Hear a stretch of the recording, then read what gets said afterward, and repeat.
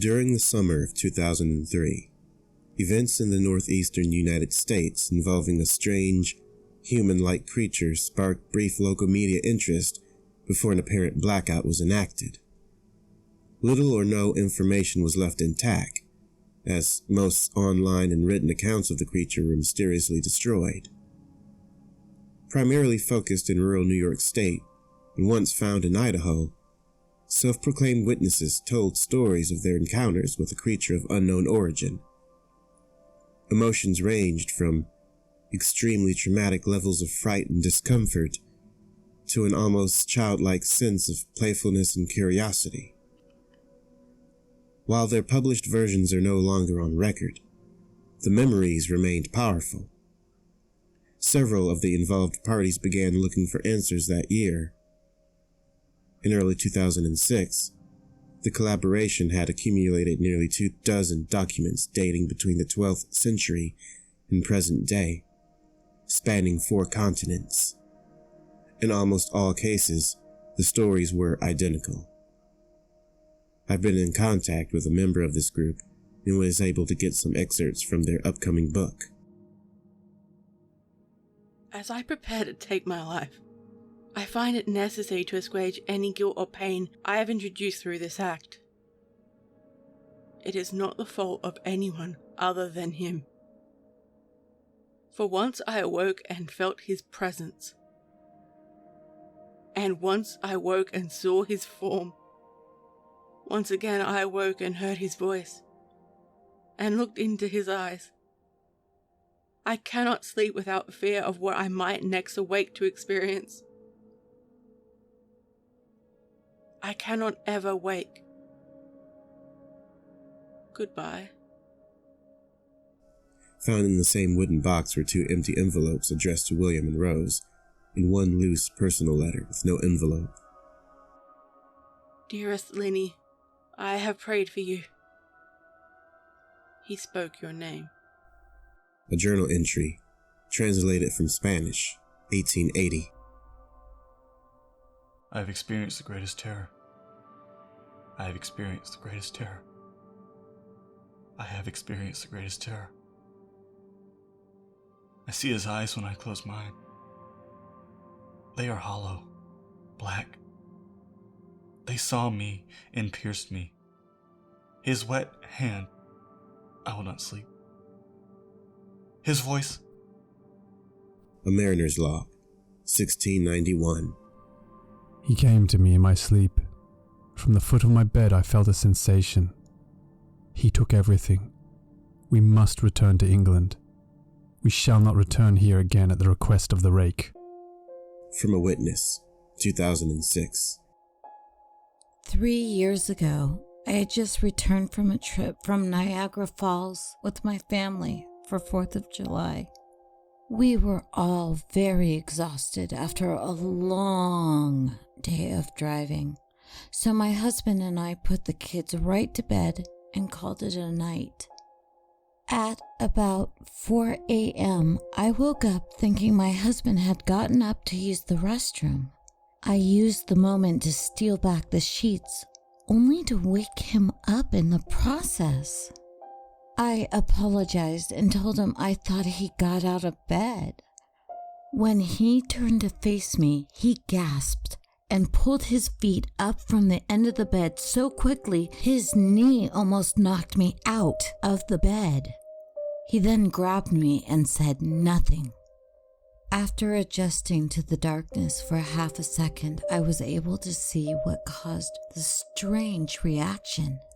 At the foot of the bed, sitting and facing away from us, there was what appeared to be a naked man, or a large hairless dog of some sort. Its body position was disturbing and unnatural, as if it had been hit by a car or something. For some reason, I was not instantly frightened by it, but more concerned as to its condition. At this point, I was somewhat under the assumption that we were supposed to help him.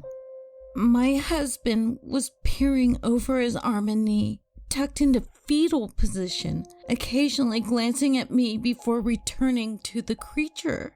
In a flurry of motion, the creature scrambled across the side of the bed and then crawled quickly in a flailing sort of motion right along the bed until it was less than a foot from my husband's face. The creature was completely silent for about 30 seconds, or probably closer to 5. It just seemed like a while, just looking at my husband. The creature then placed its hand on his knee and ran into the hallway, leading to the kids' rooms. I screamed and ran for the light switch, planning to stop him before he could hurt my children. When I got to the hallway, the light from the bedroom was enough to see it crouching and hunched over about 20 feet away.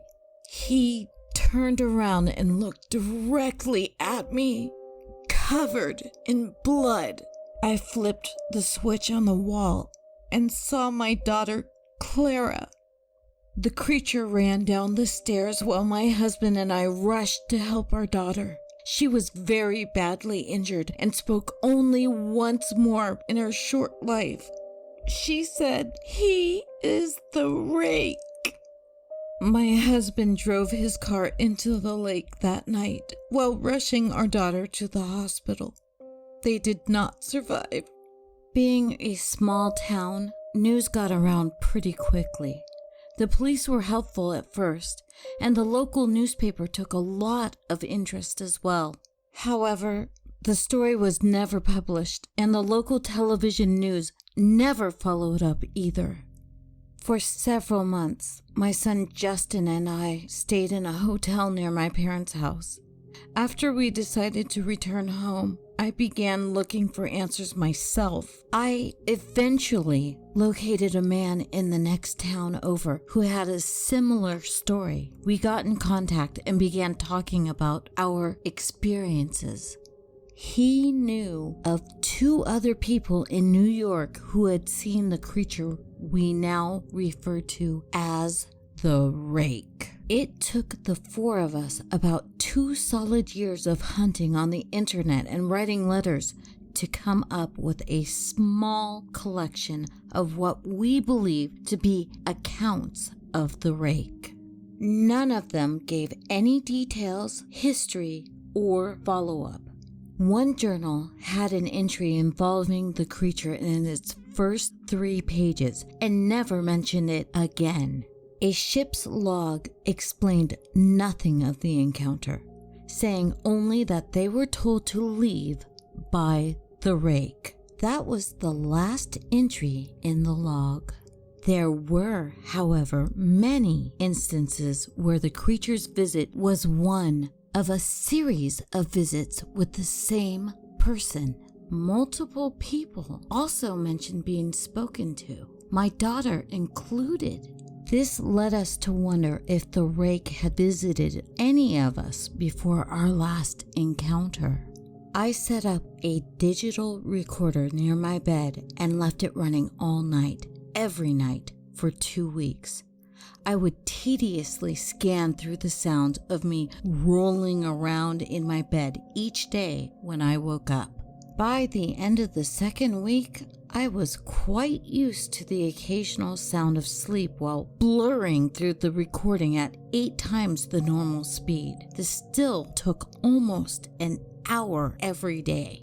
On the first day of the 3rd week, I thought I heard something different. What I found was a shrill voice. It was the Rake. I can't listen to it long enough to even transcribe it. I haven't let anyone listen to it yet. All I know is that I've heard it before, and I now believe that it spoke when it was sitting in front of my husband. I don't remember hearing anything at the time, but for some reason, the voice on the recorder immediately brings me back to that moment. The thoughts that must have gone through my daughter's head make me very upset.